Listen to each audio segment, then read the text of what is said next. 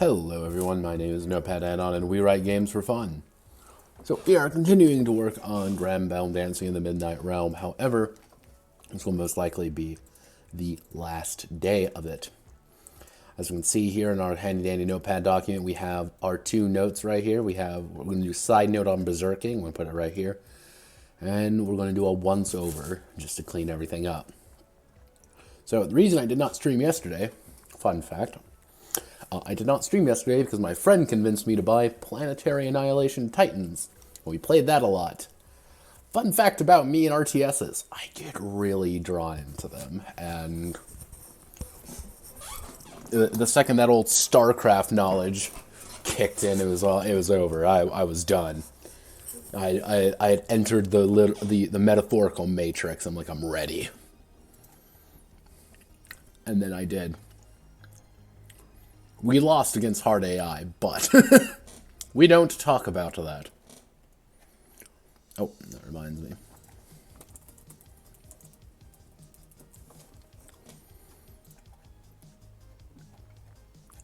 So what do I mean by berserking? Now, in the show, a note is brought up. This is my pictures.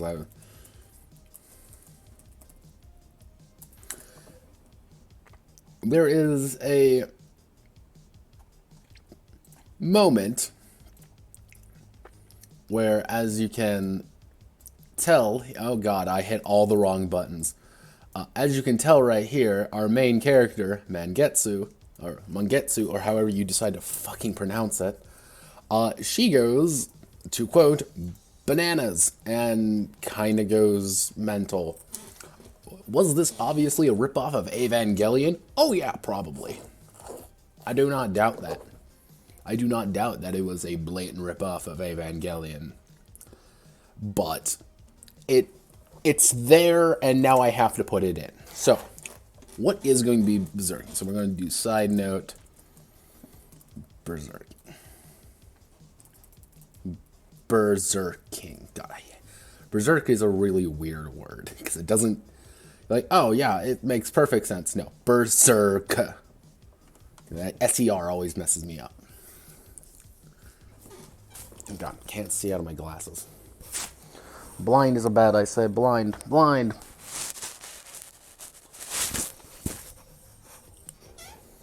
So,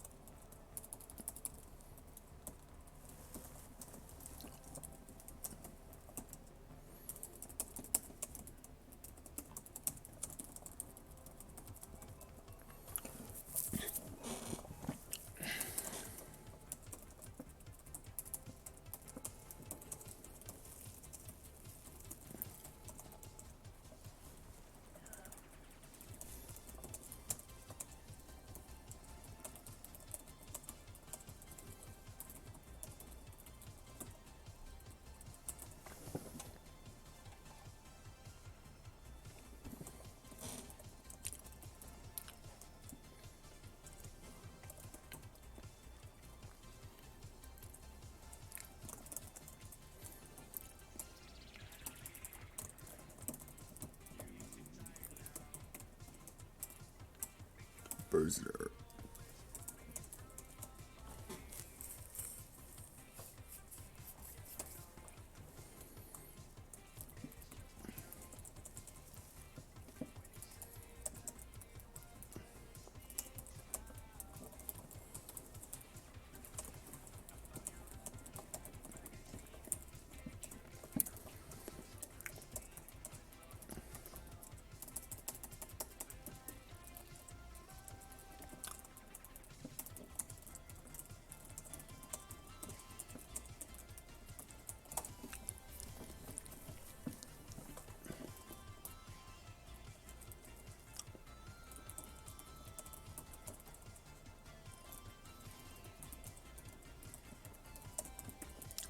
So I'm adding this little part here, only increasing the beat once and losing the beat if they repeat the action twice.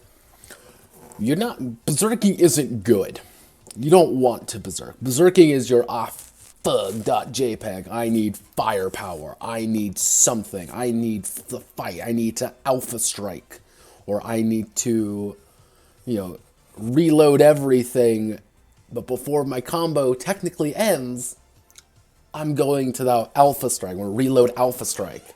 Or I have to do something to end this because I'm going to get blown the hell up if I don't. One other last note is they have 2 actions per round, and they take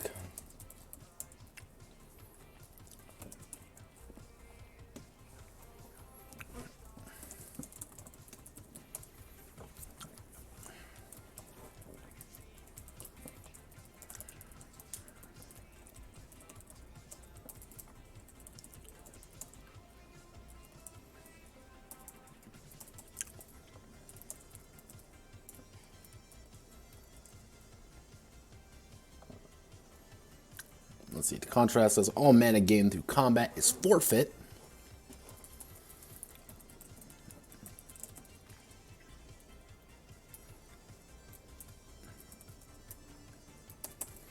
Before and after the action.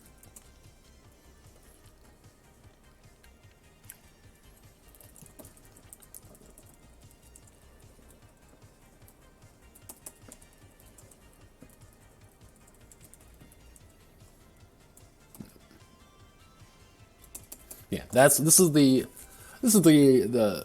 big oof. Is yeah, you get 2 actions a turn, you take no damage from anything. You physically can't die as long as you're berserking. However, as long as you're berserking, you're gaining no mana. You don't gain anything. Oh yeah, you take out 3 people. You still have all the damage to your mech, to your armored ox, and you still haven't, and you don't have anything. And if you're berserking at that point, you don't have anything. You lose everything. And you notice that it's also a combo ender. You're berserking, and you're immediately going down to D4. You gotta build everything up. Again, it's not easy to do this. Berserk is a defensive maneuver more than anything. It's a defensive maneuver to try to get you out of a situation. It's to kind of force you, the character, to rapidly ramp up and rapidly, go down. Let me actually, screw this.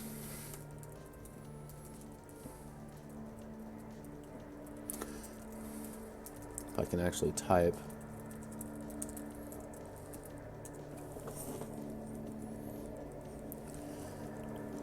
So you may be wondering, why don't I just berserk right away? If you berserk right away, it's not like you end the berserk. You may be like, well, I can kill my opponent really fast, and that's awesome. Yeah, no. you don't really want to do that right off the bat, because the thing is, if you berserk, the narrator is going to be more encouraged to have their own people berserk, and then everyone starts blasting each other to hell and back. Like, nobody wins that night, pretty much. Like, you don't gain anything, they don't gain anything. And you just blow each other to, kingdom come, and anyone who doesn't berserk gains something if they survive. So, yeah, it's here because it needs to be here, not because I'm like, yeah, I really want this mechanic in. No, not really. It's there because it needs to be to keep this thing to do the full SPRUG, do the proper SPRUG thing, and, you know, keep everything as it is when it's already.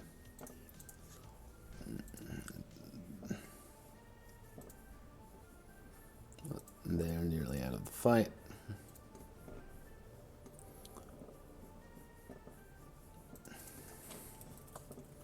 There are critical damage on some of their major section. Berserks.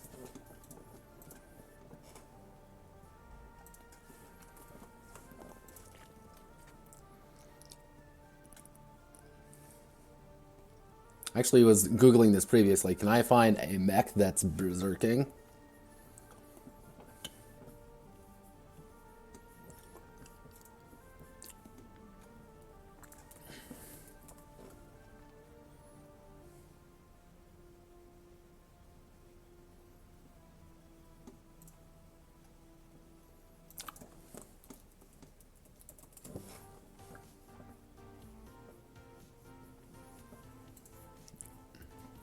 Let's see.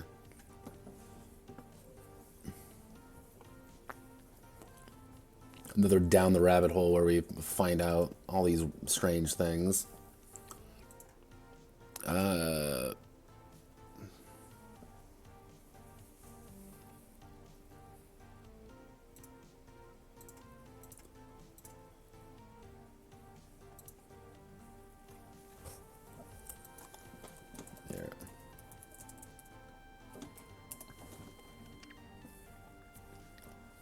So, you thought we could get through this thing without an Ava reference? You are wrong.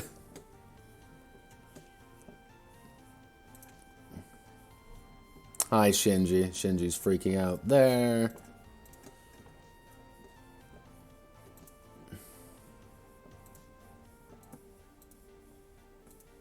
Everyone's freaking out, freaking out. Everyone's berserking, berserking, berserking. Come on, give me something. I believe in you.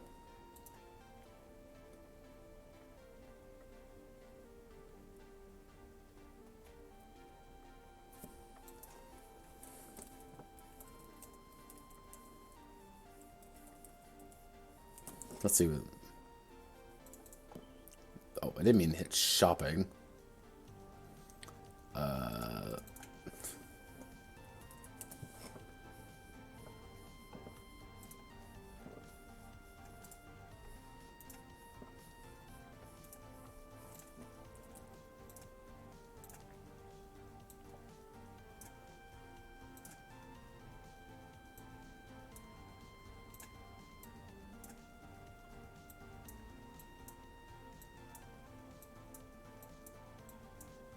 No, no, no. Get out. Get out.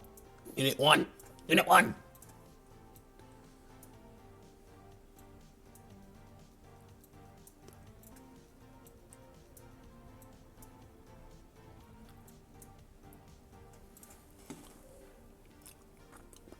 Leave a cheeky note for anyone.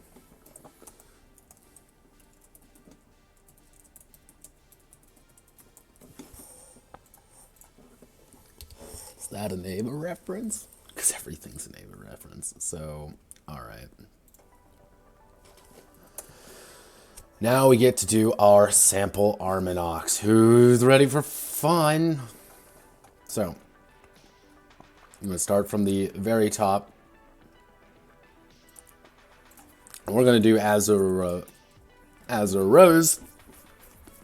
Otherwise, because everything's flower themed, roughly. I don't know why, but all right. So, as of right now, we had our head, torso.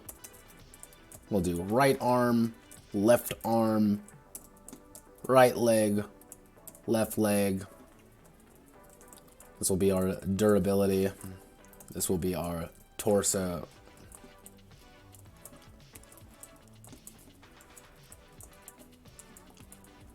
There we go. We have spent exactly nothing on these. Our head has nothing. Our torso has 2 slots available. Our right arm has 1 slot available. Left arm has 1 slot. Leg has 1 slot. And our right leg has 1 slot. Alright, we are fully connected as of right now. Here's our very basic thing as of right now. So we want, as a rose, we're going to do our fluff, which is going to be a crystal-like entity. Crystal-like focus on heavy ordnance. It's going to be a range one primarily. So what we're going to do is we're going to spend a little bit of money. We're going to spend a little bit of our mana right off the bat. We have 500 mana. We're going to spend it on an appendage link right off the bat. And we're going to hook an arsenal platform onto it.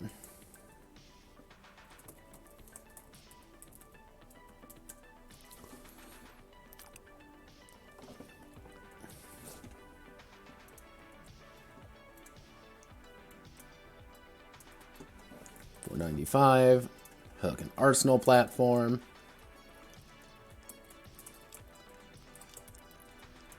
Currently 0 durability, and it has 2 slots. That's cost 10. Let's see. So we actually we're going to change out our head a little bit here. We're going to make this a tactical console, which is going to be another 10. Still 0 slots.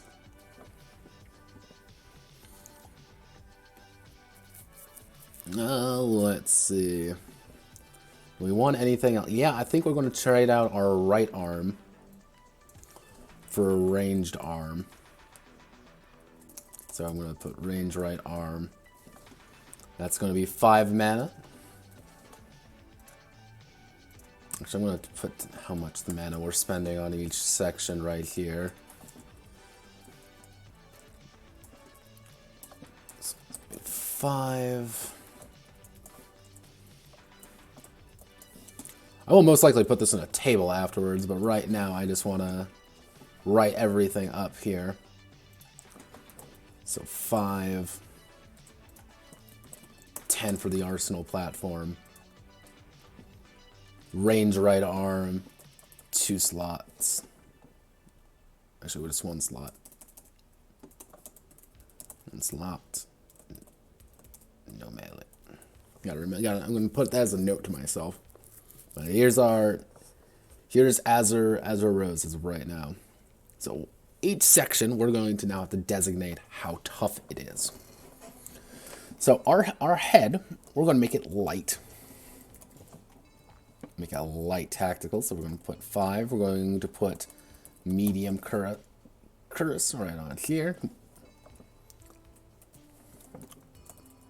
Medium here. Left arm, we're going to make that. Oh, wait a second, I can't even do that. We have to do it. Everything has to be light.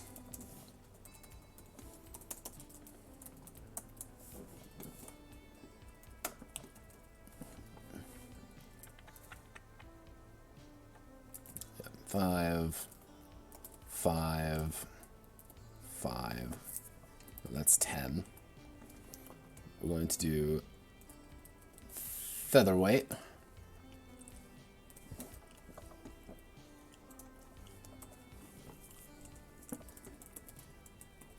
Featherweight. If you notice, we haven't actually spent anything on these yet. We've only spent it on here, and for our appendage, we're going to make this light. And our arsenal platform, we're also going to make light. So it's going to be an extra 5 here. Extra 10 here. This may seem like a lot of number crunching and such, and it is. But one thing to remember is you have access to a lot of things right off the bat. So I'm actually going to pull up my calculator here. So Here, let me do this right. There we go.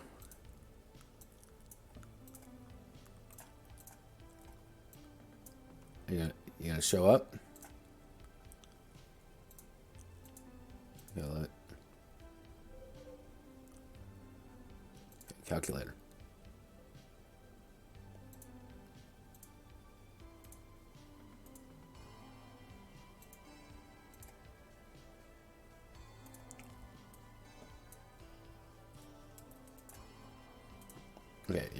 Okay, okay. Let me try again. Maybe it'll work the second time. No. Oh, weird. All right. Okay, let's remove that then. So I got my calculator up here. Just to make sure I'm doing all my math correctly here. I'm actually going to bump the size up. I'm going to bump it up a little ways here. So at the moment we are at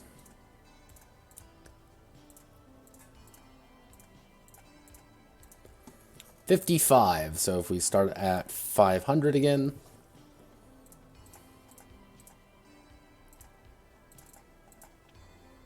that means we are at 445. All right, so we've designated everything there.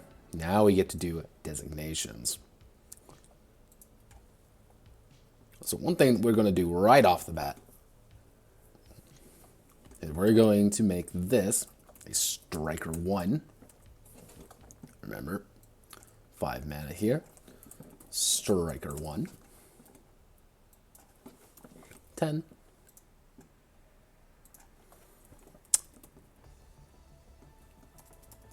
We're not gonna touch them. We're gonna base everything really off these 2 parts right up here.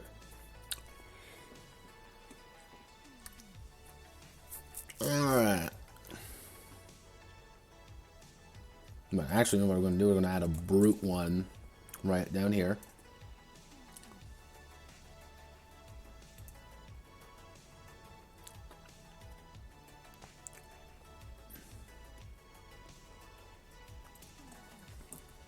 Animal 1 striker. So we got 2 more connection points, which this is to represent everything properly. It's going to go right here.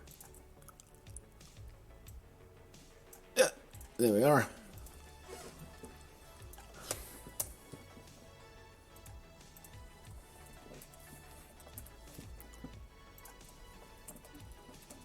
Striker 1. I'm going to bump this down a little bit. This to 24.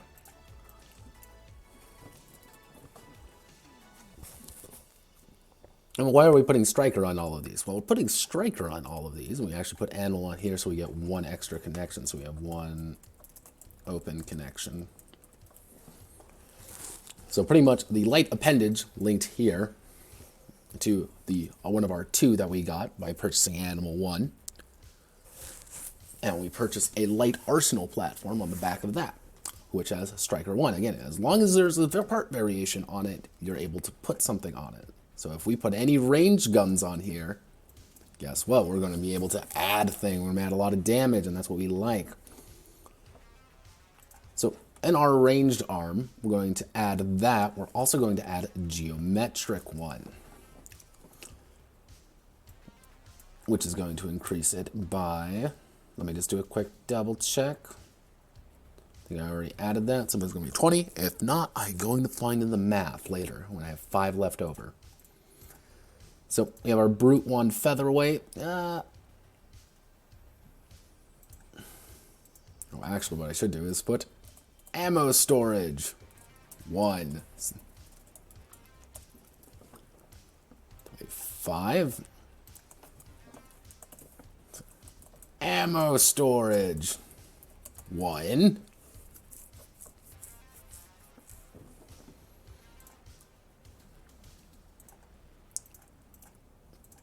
Yeah, well, we're purchasing a lot more. So at the moment, let's take a look. We're at 15 plus 15 plus 10 plus 25 plus 25 plus 5. We're at 95. So we are technically, if we're going to start at 500, we are 405. That's how much mana we have. Mind you, we haven't actually even applied any durability yet. Everything goes down effectively if we look at it. We explode. So we're gonna dedicate, let's say 350. 350 mana as of right this second. Let's actually let's dedicate 250 to honor mana. Now mind you, with light, if we look at our light armor class here, we can have our max durability. Actually, if we have featherweight down here, so we're going to have to do that, and then add geometric 1 to it. Because we have featherweight, we reduce these. 0 slot, 0 slot. Geometric 1 gives us 1 slot. We're going to slap a big old weapon on that right there. Okay, so we have 250 mana. For light, for featherweights we can go up to 25. Lights we can go up to 50. So we're gonna bump you up to 25. We're gonna put everything as of right this second up to 25. So that's 25, 50, 75.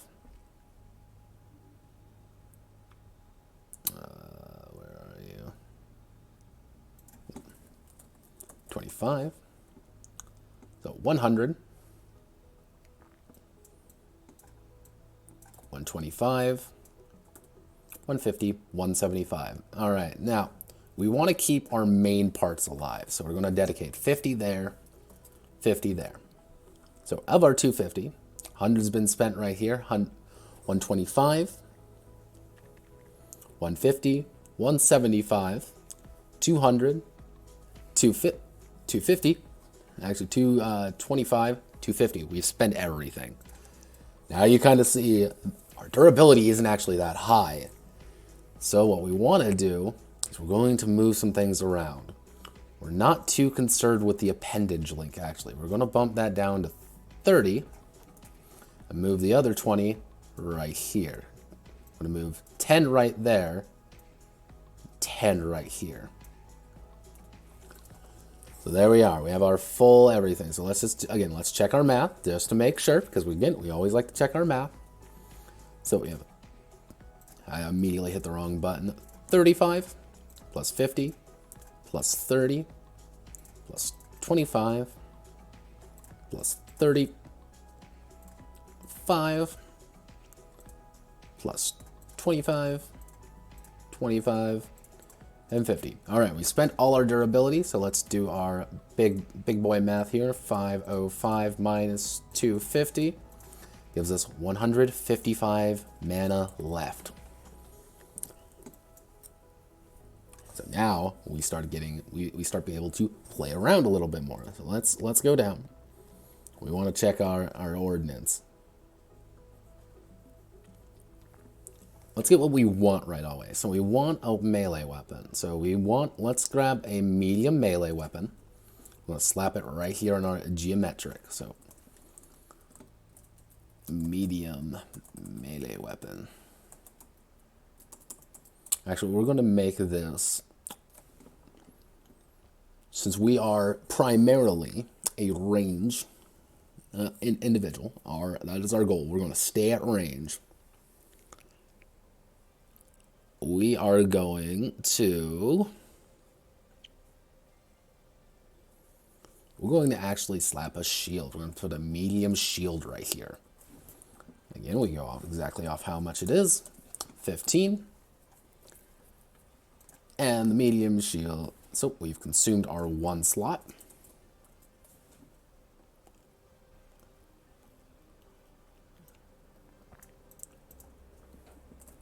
So we got our medium shield, and it does 12 damage.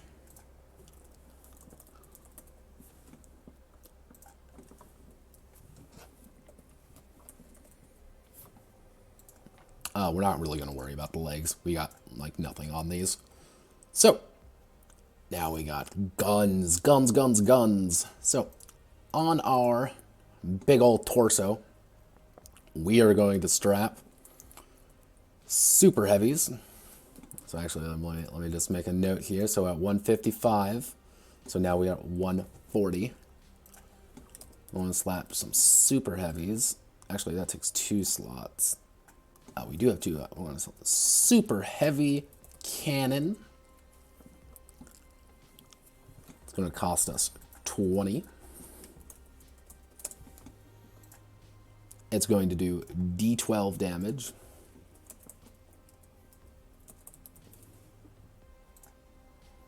But we are able to specifically select whatever part we want. Next, we're going to add a bunch of shooters. And you may be wondering, where are we going to slap our shooters? Where are we going to slap our big shooters? Well, golly gee williker, it's almost like we have some options here. Oh ho ho. So, what we're going to do is we're going to hit that button. We're going to be adding shooters when I add 2. So that's going to take, we're going to do 2 heavy shooters, which is going to take up 1 slot. And we look at here, it costs half slot. Heavies do D8. So effectively, we do 2d8 damage with our just 2 heavy shooters. But we also have to remember, we have a striker and we cannot be disarmed. So where else do we have slots? So let's just do our math once over again just to make sure everything's working the way it should.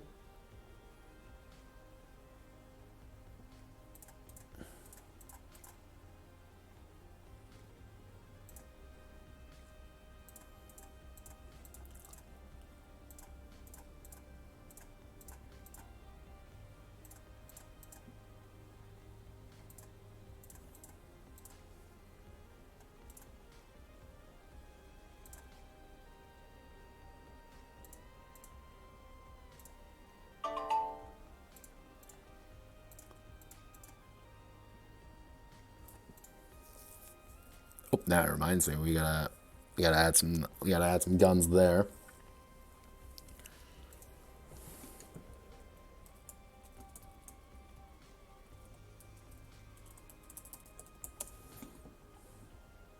Oh god, I lost my count.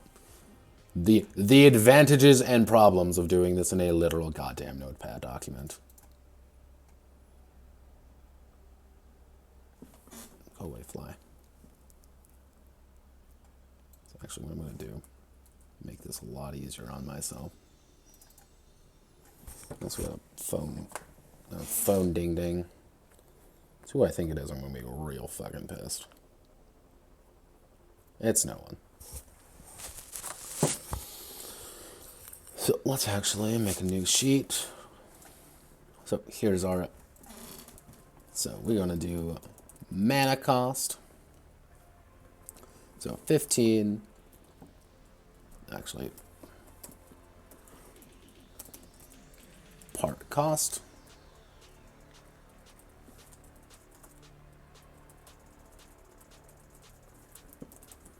Weapon cost.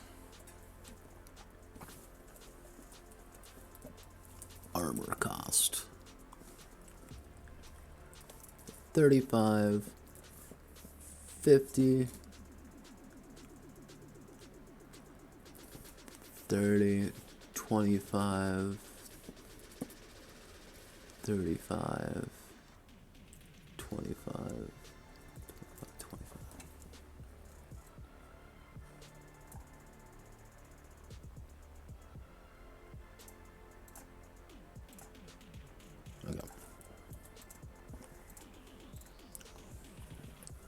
Our basic weapon costs. So 20 for the super heavy cannon, 30 for the heavy shooters, 15 for the shield.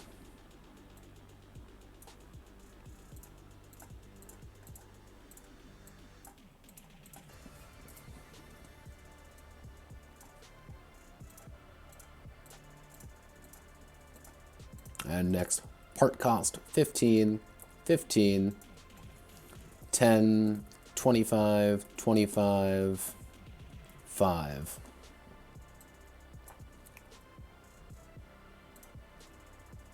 Not what I meant to hit. Some.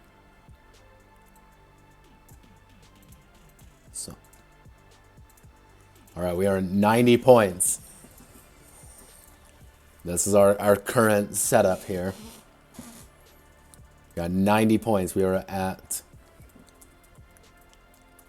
We're doing something right. But we also have 2 slots open on our really cool Arsenal platform. So what we're going to do is slap artillery on this. We're going to slap some heavy artillery. And heavy is going to be 15, so that's going to be 30 for 2 heavy artillery. They're going to be doing D10 damage. I'm going to be doing D8 damage.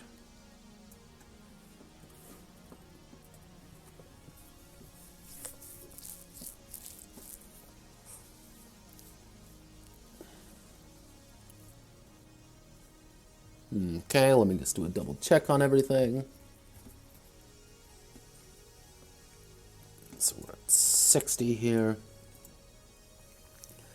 And if we add 30 here, 440. What else can we add? So we got 0 slots. So our very disgusting mech here. Pretty disgusting. Not gonna lie. So let's see. Oh, enhanced enchantments. So let's actually add a. Oh, well, we can't add any unless we add geometric 1, bumping the cost up to 20 here. If we go back to our thing here, if we go to part cost, let's bump that up to 20. Gives us 1 additional slot. That means we can add an enchantment. And add a 40-point enchantment.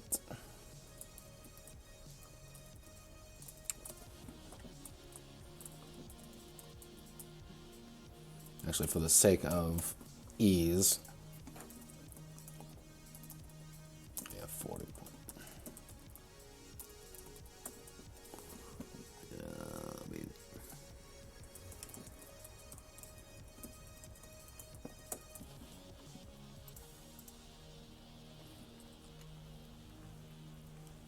Oh, screw it. Let's put geometric on here. Geometric 1.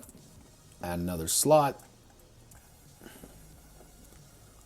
Bump you up there. That means 30. And enchantment.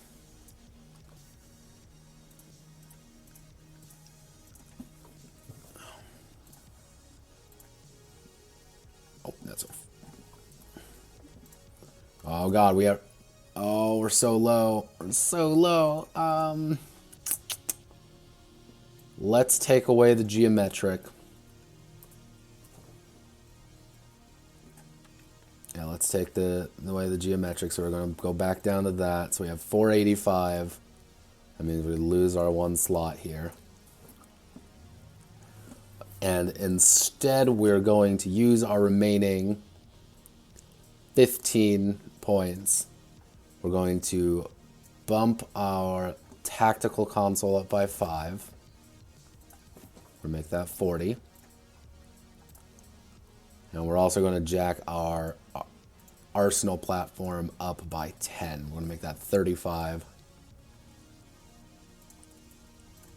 All right, we have successfully spent our 500 points on everything. Here's our Azure Rose.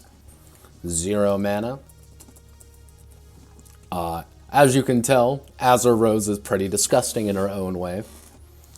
but we are going to make her nice and pretty.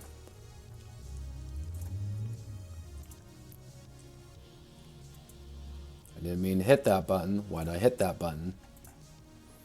Alright, so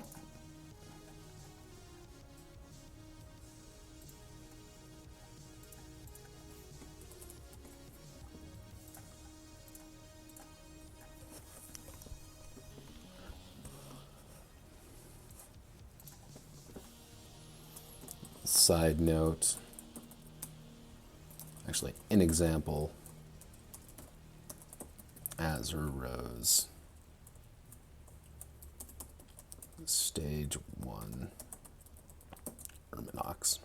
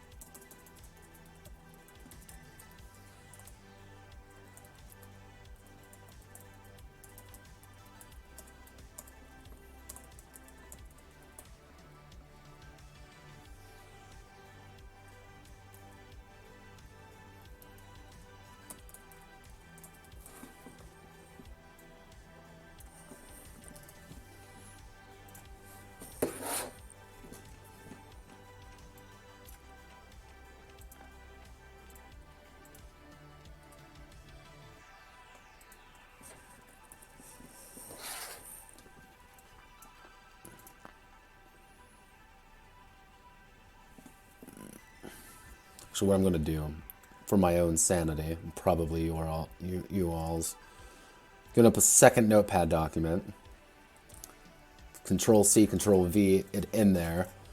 So pretty much what I'm doing here is like, this is the main part. If the head is destroyed, everything else is destroyed as well. So it's kind of in a tiered system. Does it look pretty? Absolutely goddamn not. But it's... See, in an ideal world, what I do is I literally draw it out on the character sheet.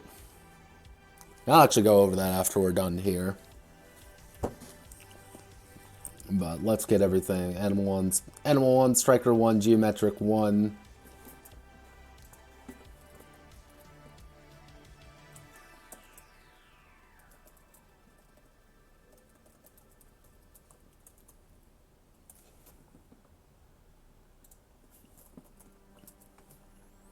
Yeah, Animal Striker Geometric Light Torso. 50 honor, 70 mana spent in total.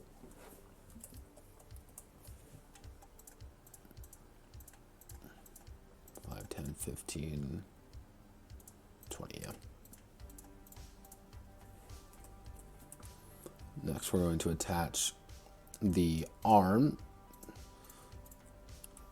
We're going to actually shrink this down. I'm going to shrink it down, make it even harder for everyone to read, but...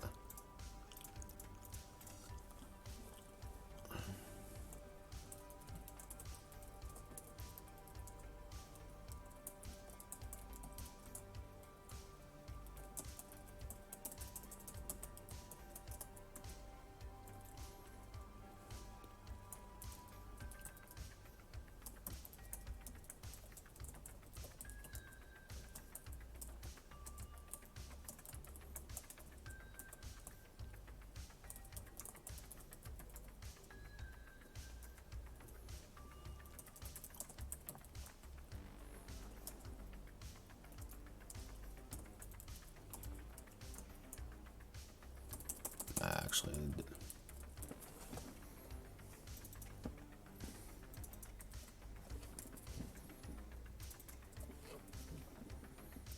durability. All right, cool. Light appendage length, 30 durability.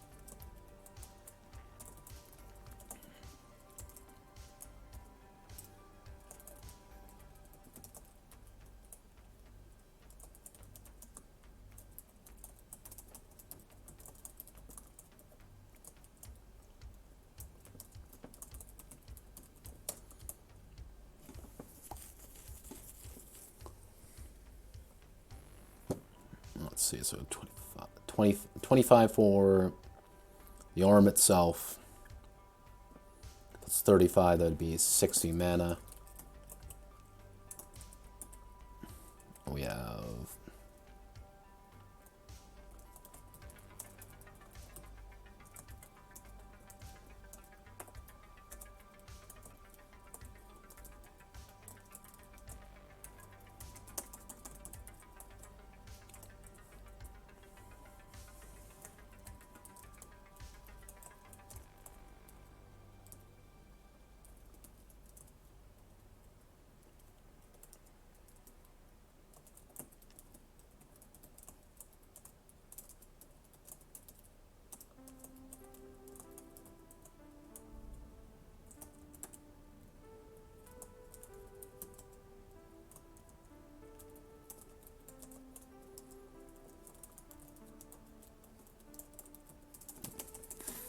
mana.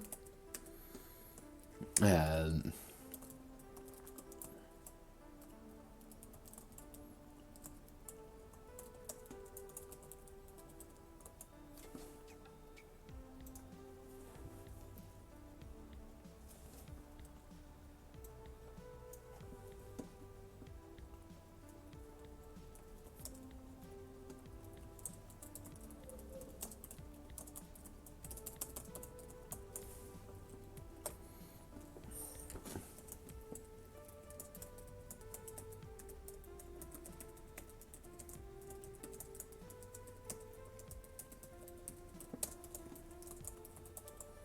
there we are.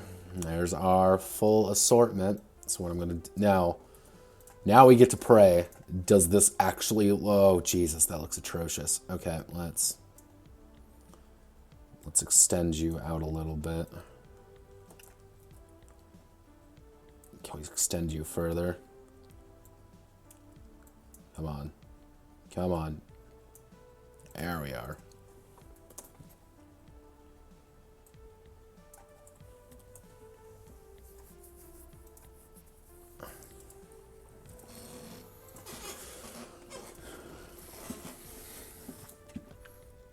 And as one final test, one final note to ourselves, because again, caution makes...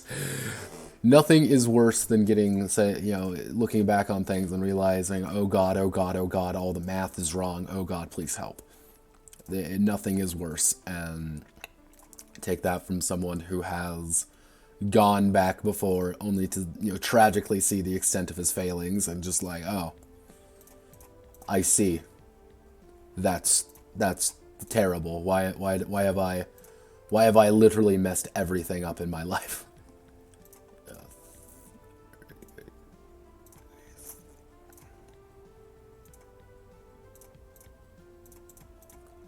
Like right now, okay.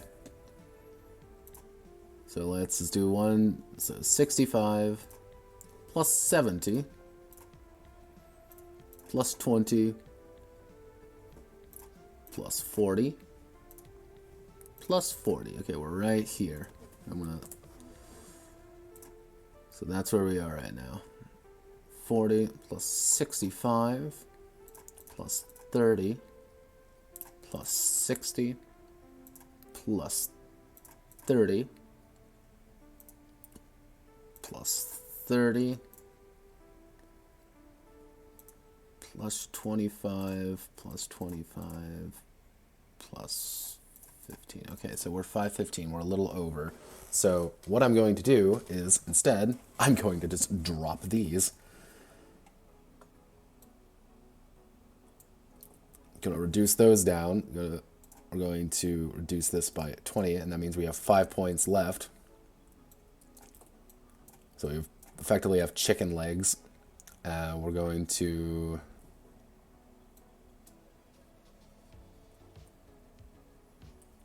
bump our arsenal up to 70. Yep, there we go. Here's the Arminox. It's beautiful, I know. Oh god.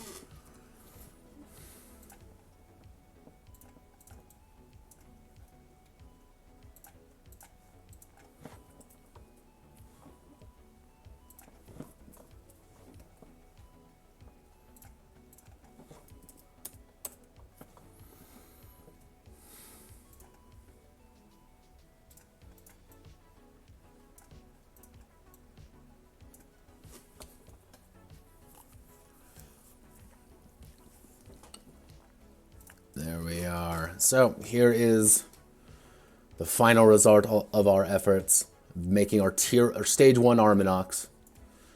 One thing to note as well is that, like, this may seem like, oh wow, this looks really overly excessive and awful in every single way you're doing. But one thing to note is, I'm going to try to fix this up, make it a little bit more palpable to the eye.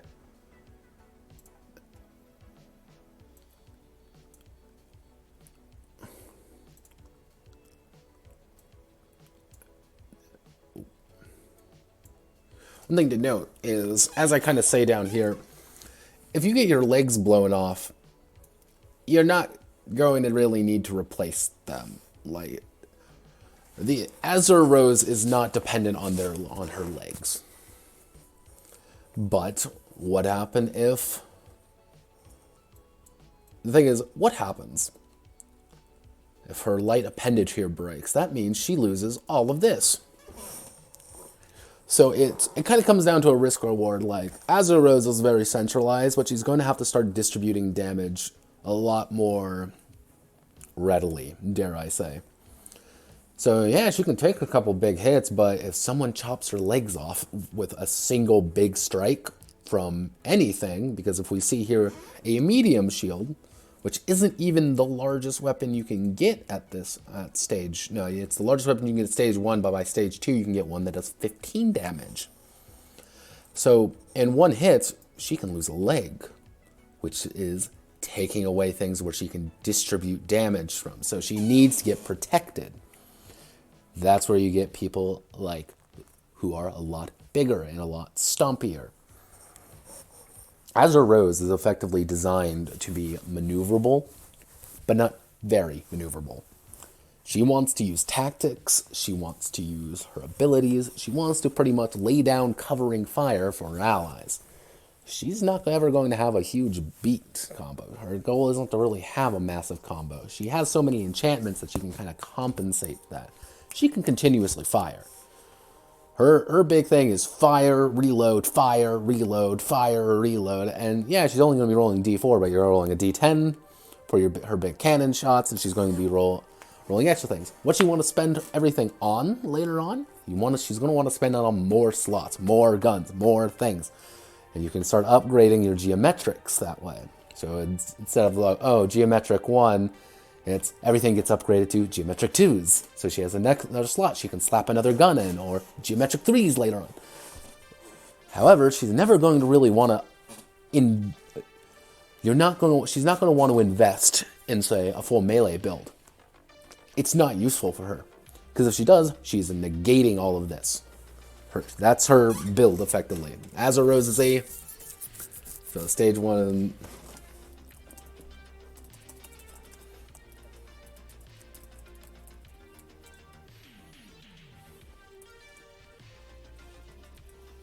There we go. Stage 1 artillery Arminox. So we got our sample Arminox done. Let's do the fun part, and we're going to do one final look through. We're going to just look through everything. We're going to make sure everything looks right. So let's hit this button. Oh. Granbelm dancing in the Midnight Realm.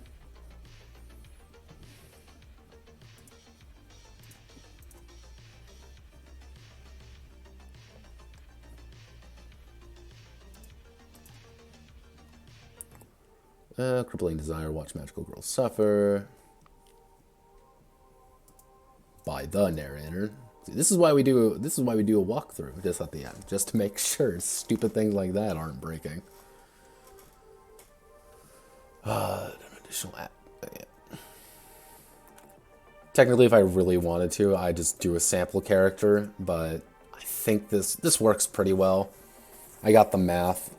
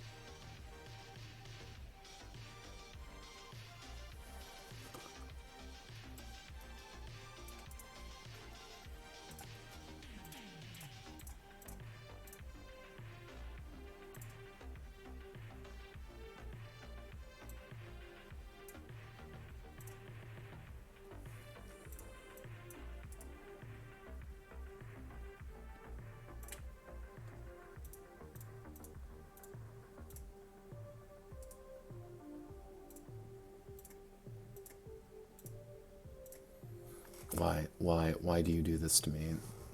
Google tables, please. God, I don't ask much of you. Strikers, brutes.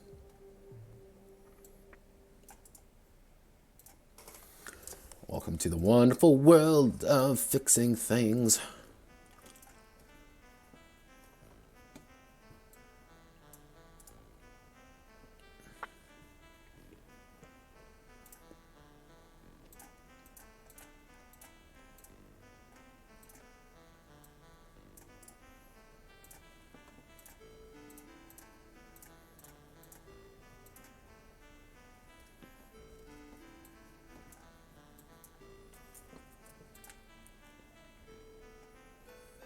You look good. Okay, range weapon.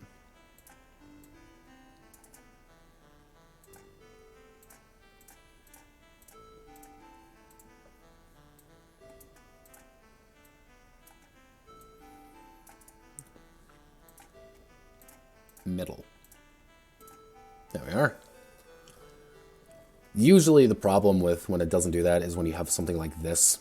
It reads it as being on the bottom or on the top, and it's weird. Fluff and design. This looks pretty excessive. The Deadly Dance.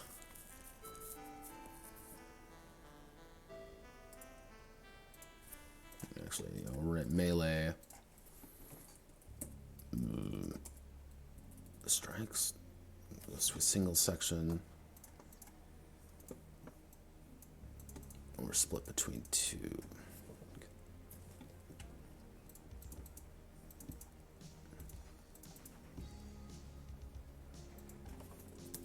Go to a single, to a single, two sections.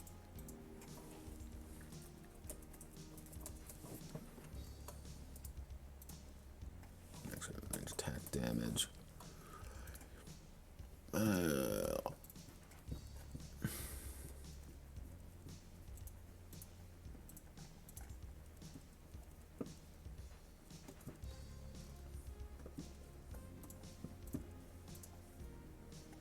Why do you look so off?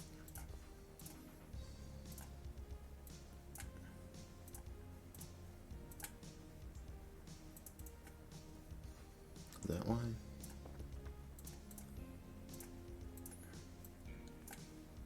I know the usual faux pas, it's usually a little bit faux pas to make it single space, but I like single space a little bit better because it's easier for me to read.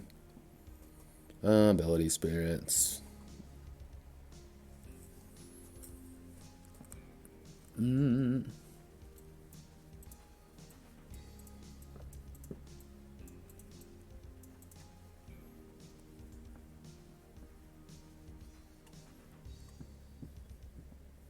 Follow Arminox critter.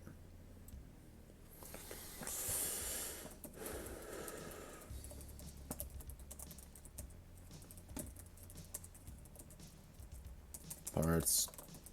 Upgrades.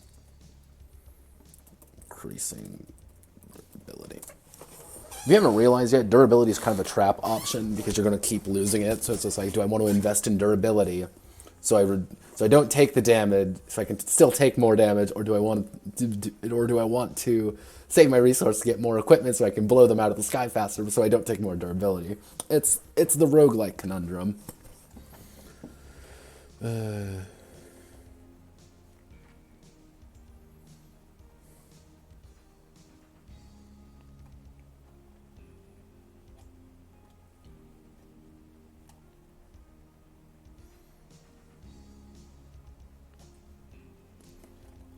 And you can kind of see how dangerous a lance can be with like, oh, you get 40 mana every time you get, and you saw how much 40 mana can go in just a single creation. 500 points. That entire thing costs us 500 points. 10 kills with a 4-man lance, 400 mana. That's upgrading you pretty drastically.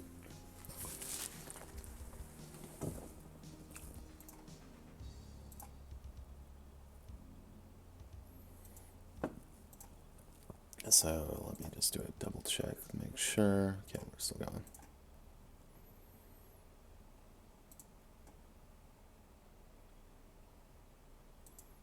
And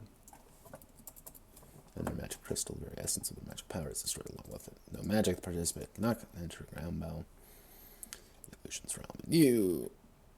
Oh, looks like music ended.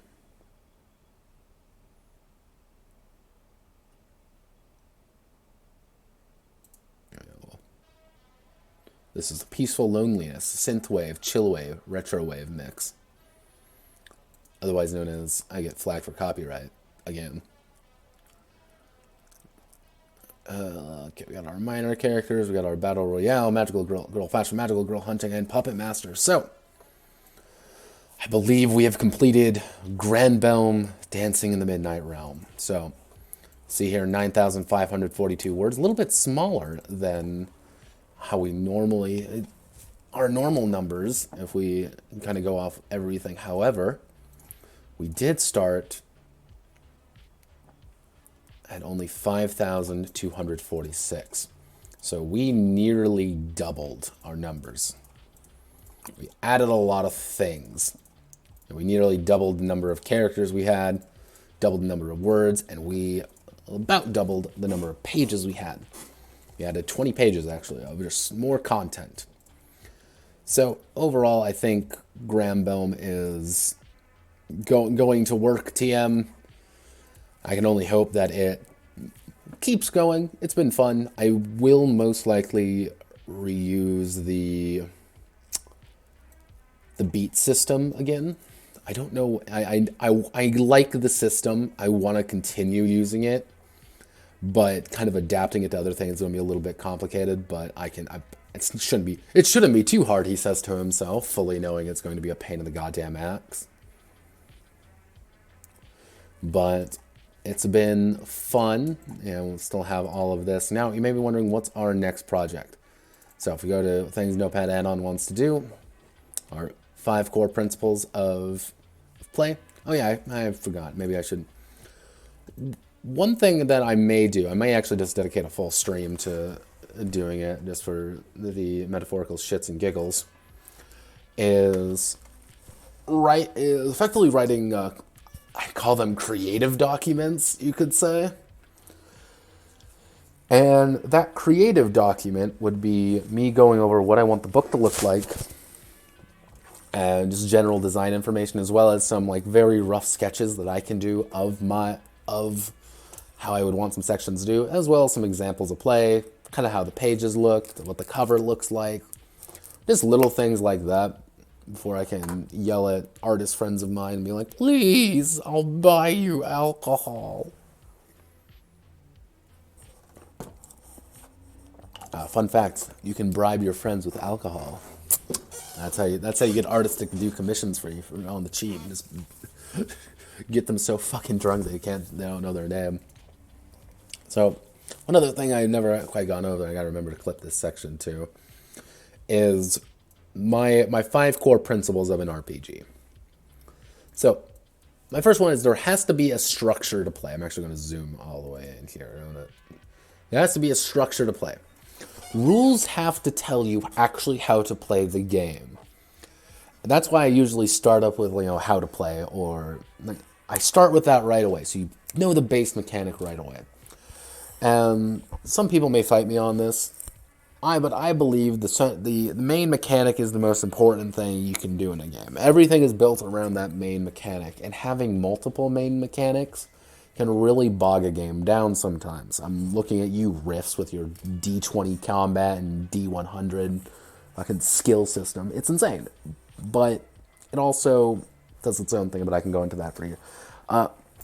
My first rule is the original racial holy war violates it. The game doesn't really tell you how to play because there's no rules, really. It's just Reverend Molyneux losing his goddamn mind.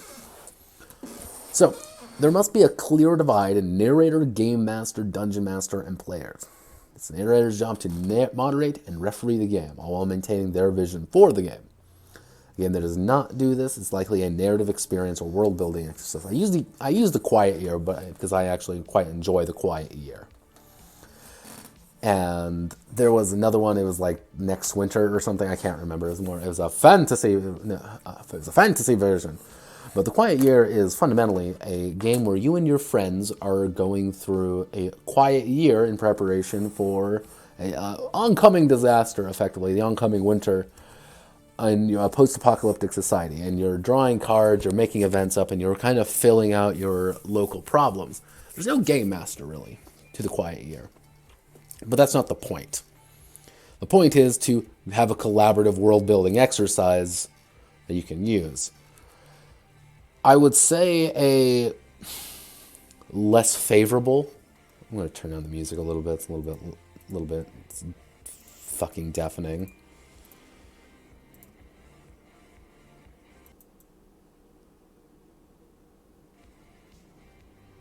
There we go. How is it? There we go. So, where was that? A little bit less favorably, I would say something like, dare I say, Asian Acceptance is one game. There's a couple other like narrative games where the narrator and the players, their roles kind of blend into each other. I could talk about Asian Acceptance all day. I fucking hate that game. But their roles kind of blend into one another a little bit, and the narrator doesn't have that much control. Players kind of lose some control, and it's just like, we're just going to tell a story with each other. I'm like, that's not a game. That's not a role-playing game. You're playing a role, but it's not really a game because there's no rules, really. It's kind of like, oh, well, I feel like having a narrative experience. No. So, the system does not have a single kind of campaign. Now, what I mean by this is that a game should not be one game. I use the example of Lady Blackbird. I like Lady Blackbird. I fucking love Lady Blackbird. It's a really interesting game. But you are going to play. Anytime you start Lady Blackbird, no matter what you do really, you're going to play the same game. You're going to have the same characters, do the same things for the same reasons. And the single kind of campaign is, you can have systems that do one kind of campaign, one kind of story. And there's a difference between a single story and one kind. The new Aliens RPG that came out in 2019, I believe. It really only does a kind of campaign that is like Aliens. But the characters present are different, the situation's different, and you can have all these different kinds of scenarios play out. There's one kind of campaign. It's going to be an Aliens campaign. Anytime you look at it, there's going to be no goddamn difference there. But you have multiple people playing it, and you're going to get this different results each time because there's going to be different characters involved. There's going to be different people involved. And you may play one campaign where your best friend's playing a nerdy idiot who so helpless he can't do anything, gets killed off at the last minute. Another campaign, he could be playing a jockey super soldier who blasts his way through all the aliens. You're fundamentally getting a different vibe. You can play Colonial Marines, very different than playing the Nostromo. Those are my few examples. The players have full control over their characters and their ability to change. Now, this is another kind of one of those iffy ones. I use the example of a Swedish narrative experience known as gang rape. Gang rape is dumb. Gang rape's a really dumb game. Because it's not a game and it's like characters don't really do anything. It's a strange game made by Swedes to make a point about something, even though no one quite knows what the fuck that point is. But overall, you lose control of your character at some points, and that's not very interesting. Now, you may argue, like, Powered by the Apocalypse systems sometimes do this, like, oh, well, the narrator said this happened to me. But what the main gist is that you're not being told what your character is doing. Now, none of these rules exclude your GM or your narrator or whatever you decide to call them being a fucking idiot. If your game master's like, you lose an arm because I said so, then he's a fucking idiot. But if it's like, I'm going to stick my hand inside the guillotine machine, and then he's like, yeah, you lose your goddamn arm. Yeah, it makes sense. Like, you are making that decision, though. you have the ability to change and narrate your own experiences. That's the key thing.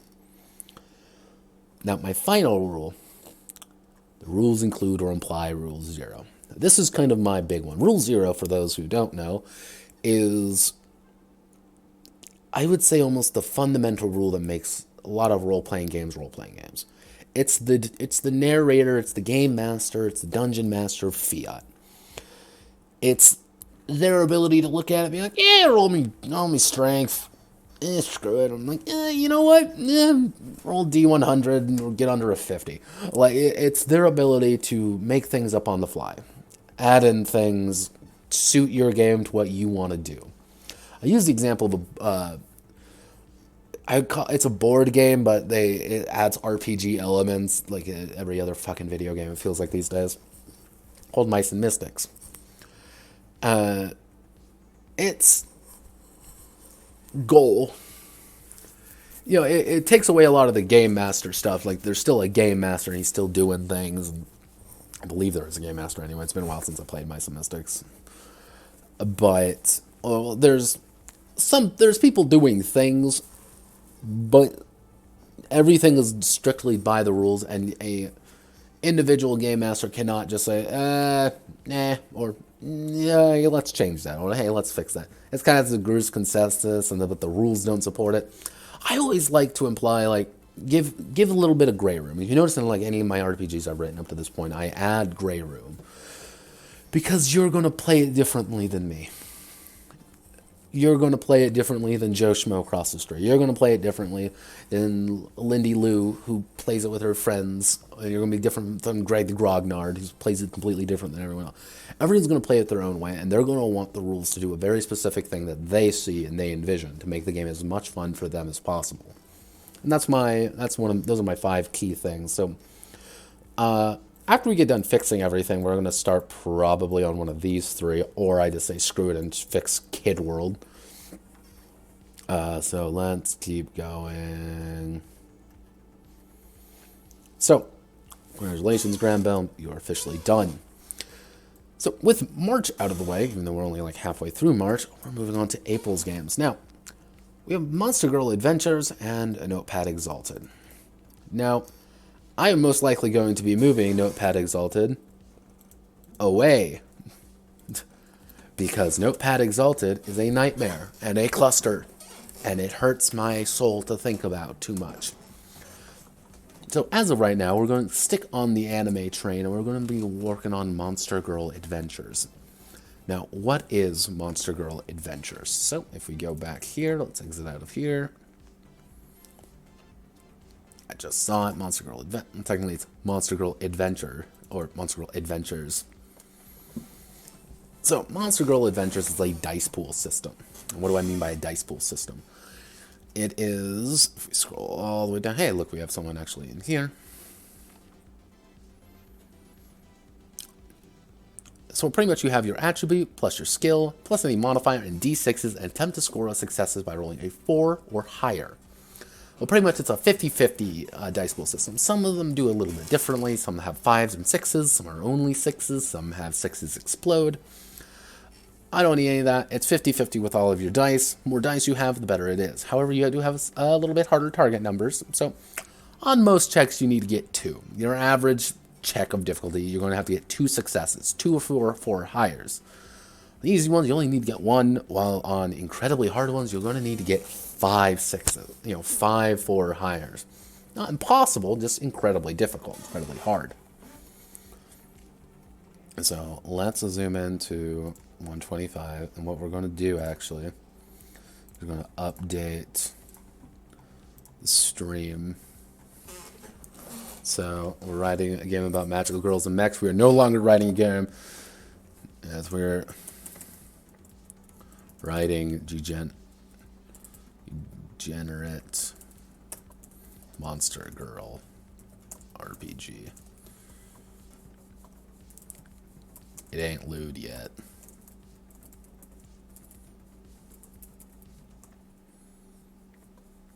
There we go. There we are. We're writing degenerate Monster Girl. Yeah, and actually, let's see. Can I add any tags somewhere? No. Alright, there we go. We've updated Writing Degenerate Monster Girl RPG. So, let's see. We have our 5 basic attributes. We have body, bravado, scholarship, reflexes, and corruption. Now, one of the key things here is that there are 2 sets of people. There are uncorrupted and the corrupted. The corrupted are your titular monster girls, while the uncorrupted are the inhabitants of the world normally.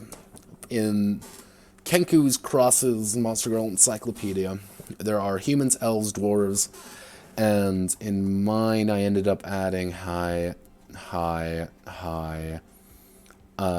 elves, dwarves. I added giantkin because I needed to round things out a little bit more, and halfies. Halfies are literally just half elves. What's my fun facts here say? Oh geez. Oh geez. Oh geez. No, that's awful. Yes. Yeah, that's from Mamadora. That's the only picture I could really find. I wanted them to giantkin to look a little bit inhuman, but overall, I'm actually going to exit out of everything here because I actually have a document already kind of set up for this. So if we look,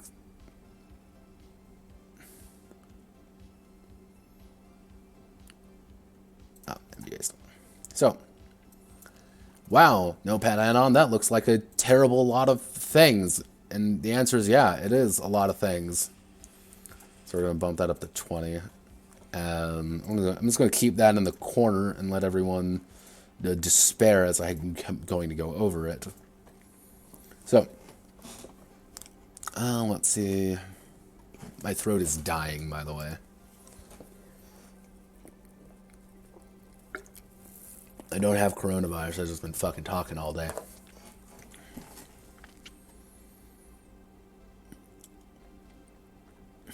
So we have our skills, 0 to 10.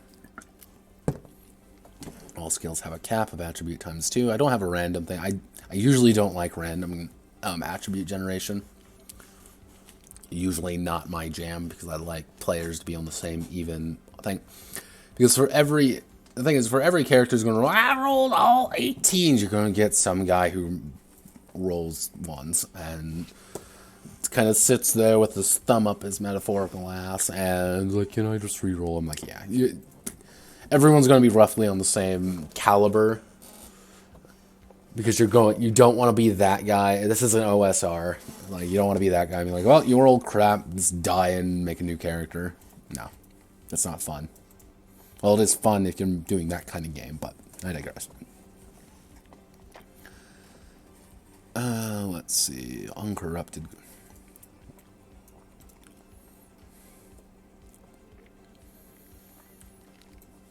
Yeah. The corruption is tied a lot to the special abilities you get as a part of the being part of the corrupted. So let's take a look at our skills. You notice corruption has no skills. They might gain some, but you normally, like your normal base skills, you don't have anything. You notice there aren't actually that many skills because I put in personal skills here. Personal skill, this is a rollover. This game is actually based on science fiction, standard issue science fiction a little bit. And kind of the skills, personal skills. That's why these are here. I kind of was doing everything roughly the same for a while. So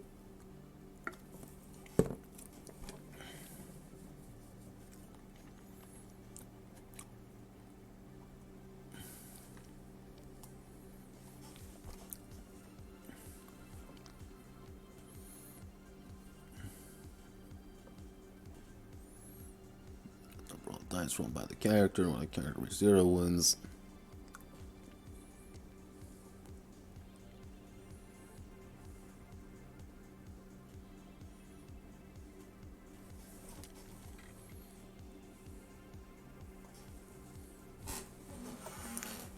Here's what I'm going to do in my little handy-dandy list of things.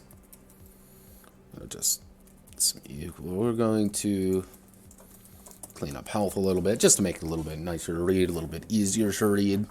Probably add a side note in. We're going to expand willpower out a little bit, or make that a little bit more. Willpower is added in because I need it. It was not added in because it was like this is an essential part of the game. It was added in because it needed to be an essential part of the game. So I'm probably going to tie that up. I did get a request to fix up like a very basic social mechanic that isn't one of my optional rules. As you see here, 98 pages. Don't worry, we're not going to go through all 98. Good old humans are actually pretty strong in this system. They get a lot more skill points than everyone else.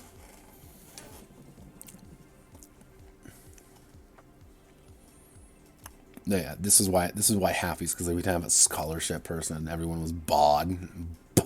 Dwarf bod, giant bod.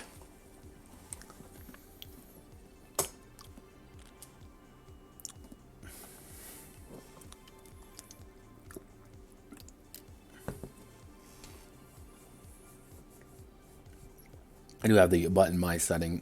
Feel free to add whatever you want. I did add halflings, +2 skill points in academics and cooking. Actually, should be plus, yeah.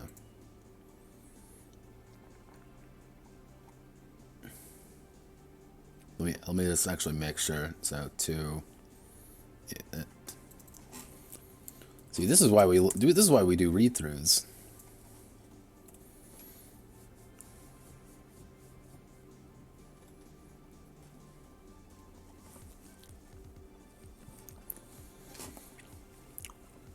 So we have all our cutie pie girls. So this was a section that was neat. That kind of again was one of those. This needs to be written and related to, because if we're going off strictly off Monster Girl Encyclopedia canon, if a woman monsterizes while she's already pregnant, there's about a 50-50 chance that it's going to just there's a chance either A, it just aborts, B, it's born a normal human male, or it is birthed out as a titular monster girl. So, guys who come out of the womb, you kind of see son of monsters, man of legend. I use these two dwarf tiefling as an example. Pretty much, you get a little bit more stuff out of it. You get to you just don't get some of the bonuses you would normally get with uncorrupted. One of the biggest things with corrupted versus uncorrupted is that the uncorrupted, they have more skills and are more easily able to diversify themselves, contrasting the corrupted races, which have a lot less skills but a lot more attributes. So the corrupted races are going to have more things to just throw dice at, while an uncorrupted one's going to have less things to throw dice at, but they're going to be very good at those few things.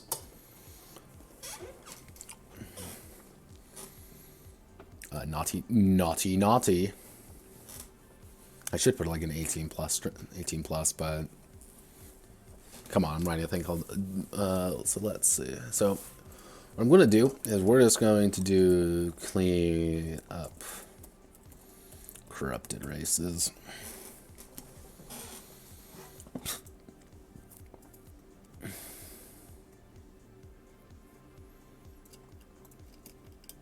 Fact is, people die. People die when they're killed, everyone.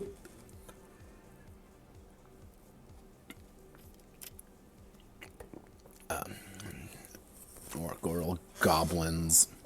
Now, I primarily use Monster Girl Encyclopedia for everything. However, it's not required. If you have your own custom cool world that you are really cool with and you want to use cool, do it.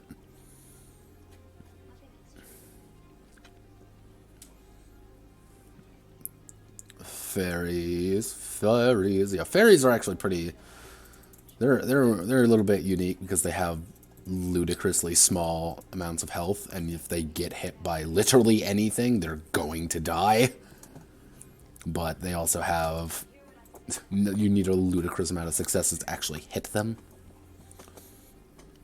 And you also have a lot of things like this. This is my generic template because there are so many goddamn things to worry about. I actually had one person who was like, can you do all of them at once? I'm like, every single monster girl? I'm like, no. I told him straight out, absolutely goddamn not. Because you have to... Because you get like so many things, like an Oceani is different than Arachne, and the Arachne is different than a honeybee, and to do every single one, this book would be 300 pages long. It would be the size of one of the encyclopedias, except it would just be mechanics and math and things people don't really want to think about too much.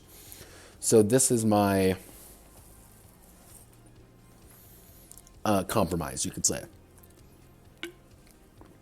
You get +2 to any attribute, you get a special thing, and you also get diversification. Diversification is, feel free to, you start out, and you kind of are able to slot yourself into a very specific category. Let's say, I want to play an Arachne, I want to play a giant spider woman. I have alien thinking, and I have spider. Yeah. I have the ability that I am a spider and can like walk on walls and shoot web. That's it. That's your ability. That's something that you have chosen to have. I have Chris Hansen here for Majin. As a note, Kenku Cross, my boy Kenku Cross, is a degenerate. Okay, we got that. We got that clear. His things is corruption. He's a huge lolicon. That's just his thing. It's in his world. I need to address it. Chris Hansen. Do I need to? Probably not. Would it be doing a disservice if I didn't? Yes.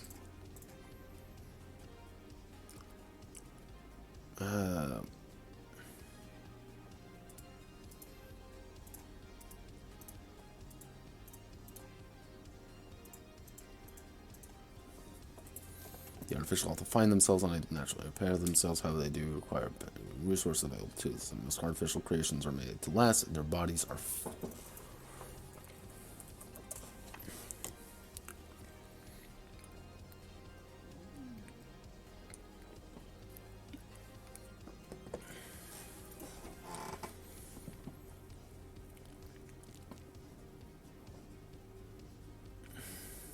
Yeah, if you want to build a tank, absolutely monstrous tank, choose an artificial. Because you get, honestly, if you want to be real efficient, go stone, become just golem, and just beat people to death as a giant golem. So, we're going to clean up magic, because magic is a clusterfuck. As you can kind of see here, I had to play around with it quite a bit. Corruption, let's see. So what's that?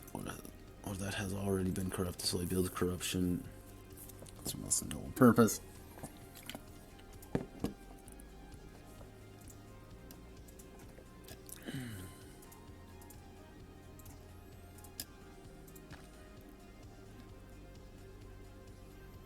Where is it?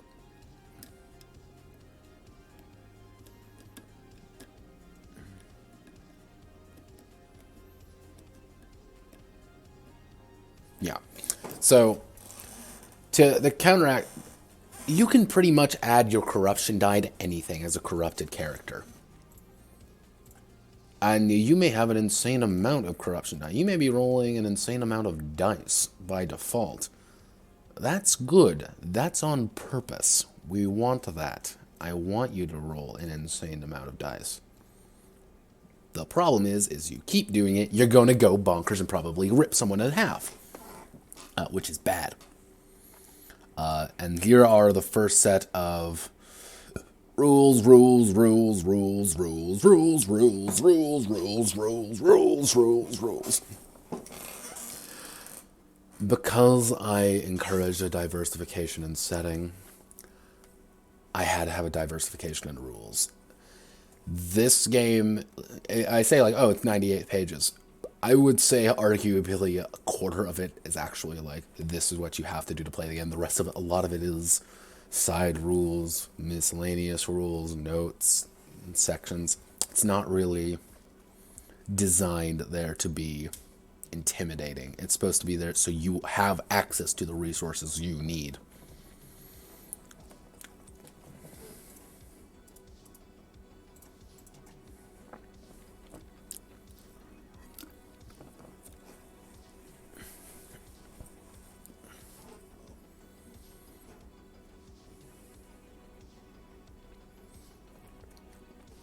Let's see. We're gonna.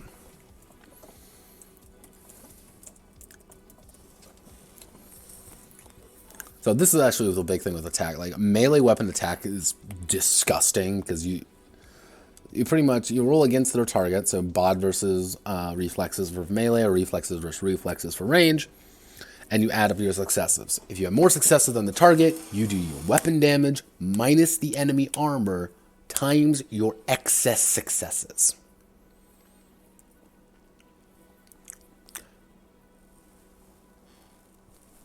I should probably reword them, but that's why we put the clean word there. So, what does that for melee at least? Now, what does that mean? I wanted melee to be really rewarding for players because of how dangerous the system is.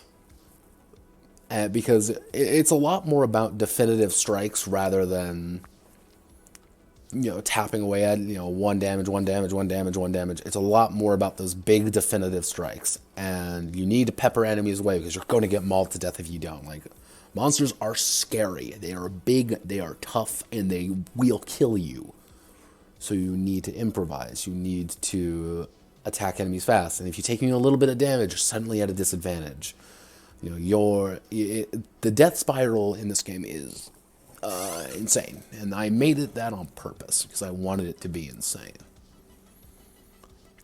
So we'll take a look at the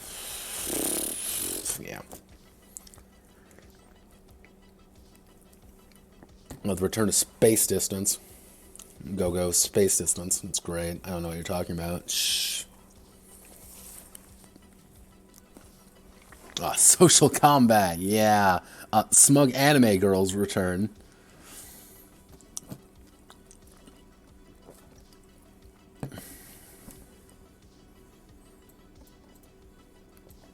Yeah, this is why clean up, expand willpower, expand social combat. Social combat needed to be put in. It's very bare bones compared to like everything else, but it's works. So let's see, status ailments and buffs.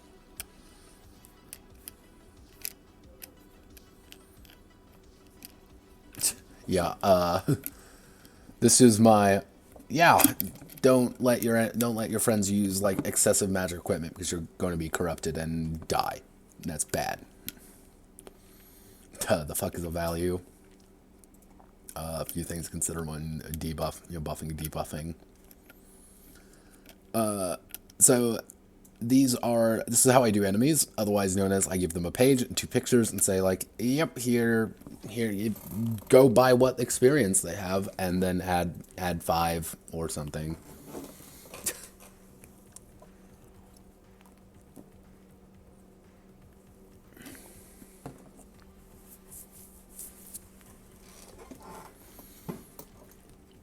Yeah, I deliberately don't want to do some hard numbers on it because, again, everyone has a slightly different idea of what this kind of game is.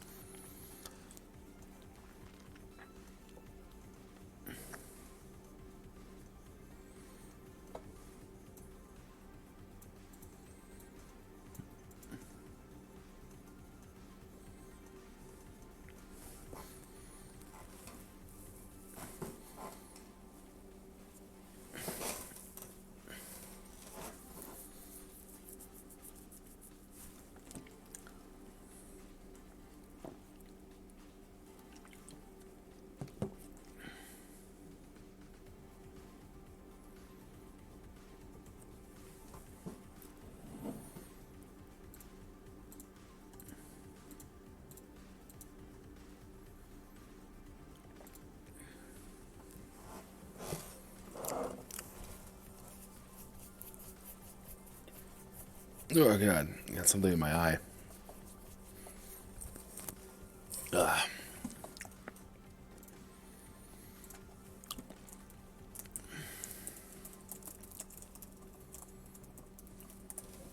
Clean up the enemy section, out of the fight and killed.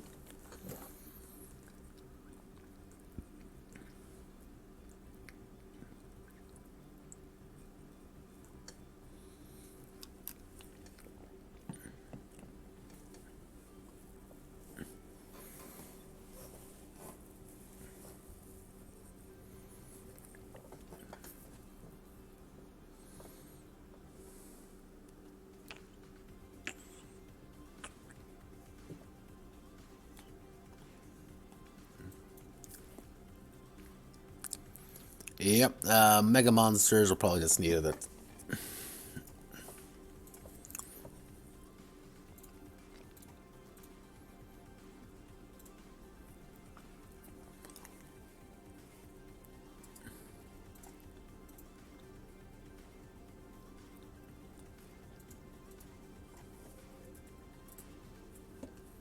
These are actually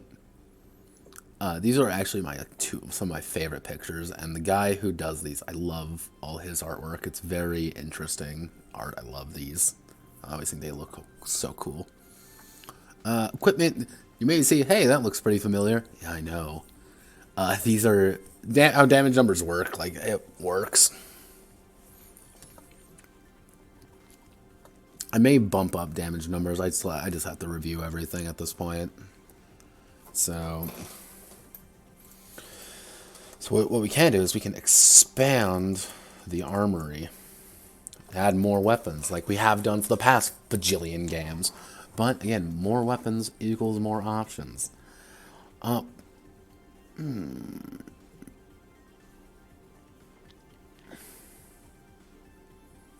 advancement's pretty bog standard. Monsterization.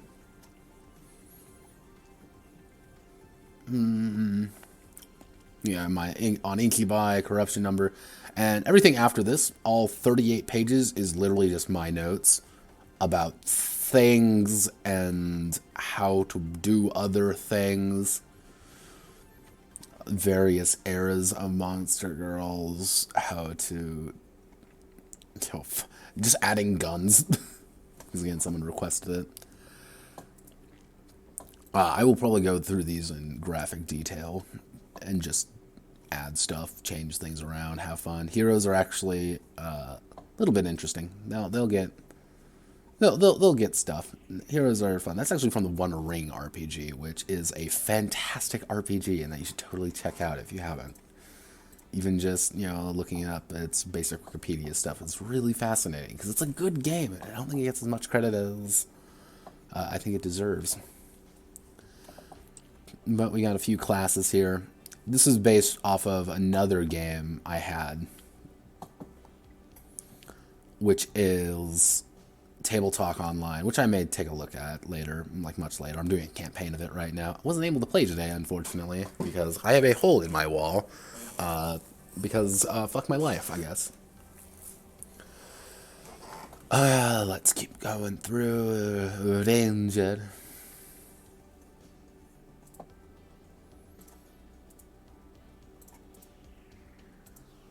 Plus $1 actions for the these little comics are funny. I always like them. It's by Frederick K.T. Anderson. Go to anderson.elfwood.com to view him. I like him. He's funny. Nice censor bar there. Thank you. Let's see. Monk, which is effectively I want to play God Hand except punch monster girls / be punched by monster girls. Now these are all for the uncorrupted. That's one of the big things there. This was the only fully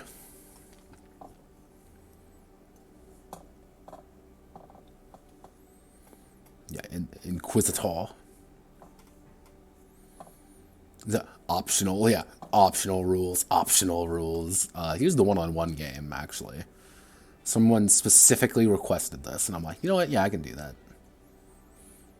I believe that's a warden. Someone's like Warden OC from For Honor.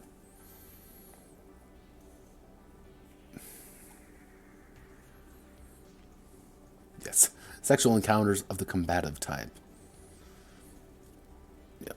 Relationship strings. You know what, I'm gonna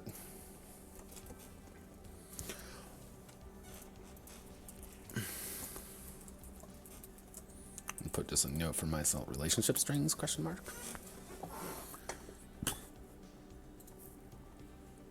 And then things and notes about running a game. Yeah. I had to add just notes and things to address questions and answers. And here's finally, like, here's my white room. Yeah, white rooms haven't happened. These are my usual things. But, alright. So we have roughly what we need to do. And what are we adding? These are things we're fixing. So what are we adding? So, if we look up here, these are things that have been requested of some sort. So, you know, so we're going to be adding 2 new corrupted types, 2 more monster girls. We're going to be adding aberrants, which are pretty much, it's going to be another basic type, the +2 to anything, special and diversification. However, a big thing of what I'm looking at there is that they're more horrifying and they can abuse their instinct a lot more, because that's the idea. And they're horrifying flesh monsters that want to devour you. Parasite's going to be an interesting corrupted type, because the idea is that you're going to take over a host body, and you have to use effectively you're using uncorrupted stats to do things. So you're kind of trading out, you're being in a corrupted race, but you're kind of trading out the benefits a little bit and trying to augment your host to be better at things. Fiends were a thing in the unified setting on TG Monster Girl World Building. I'm going to be the first to admit, I'm not perfect when it comes to these things. However, the general gist was they are individuals who are able to effectively eat demonic energy, which, in case you don't know Monster Girl Encyclopedia, demon energy is everything. If there isn't demon energy involved, it's probably not important. So the fact that they can eat it is like, oh no, this is really bad. They're probably going to get this turned into NPC class. Prometheans are another thing that's kind of propped up in the threads by one dedicated individual. I got to give the man credit. But they are effectively enhanced heroes. And pretty much again, it's going to be another sample. Just another, like, here's an option for you. If you would like to do this, here you can do it.